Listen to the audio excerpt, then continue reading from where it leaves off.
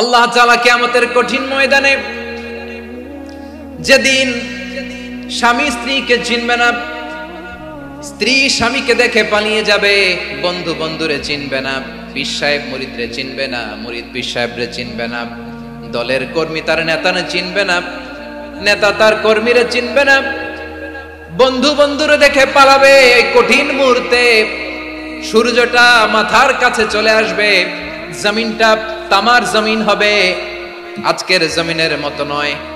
মানুষ ঘর্মাক্ত, ক্লান্ত, শ্রান্ত মাথার মগজগুলো কানের ছিদ্র আর নাকের ছিদ্র দিয়ে বেয়ে বেয়ে পড়বে।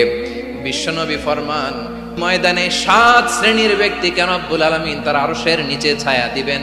তার মধ্যে প্রথম শ্রেণীর ব্যক্তি হলো ইমামুন আদিল।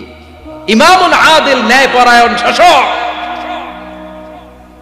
যে ইনসাফের সাথে বিচার করে, যে জাস্টিস সমাজে সার্ভ করে, যে সুশাসন নিশ্চিত করে, ওই ইমামুন আদিল। আদিল শব্দটা বুঝছেন না? ইন্নাল্লাহা ইয়া'মুরু বিল আদল, পাইছেন? আদিল। 7 শ্রেণীর ব্যক্তিকে আল্লাহ তাআলা সুশীতল আরশের নিচে ছায়া দিবেন, যেদিন তার দেয়া ছায়া ছাড়া কোনো ছায়া থাকবে না।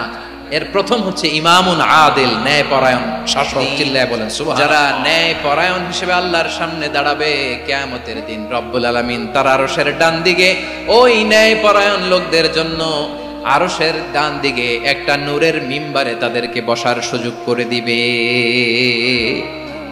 আল্লাহর আরশের ডান দিকে ন্যায়পরায়ণ লোকদের জন্য আল্লাহ তাআলা নূরের মিম্বার বানাবে।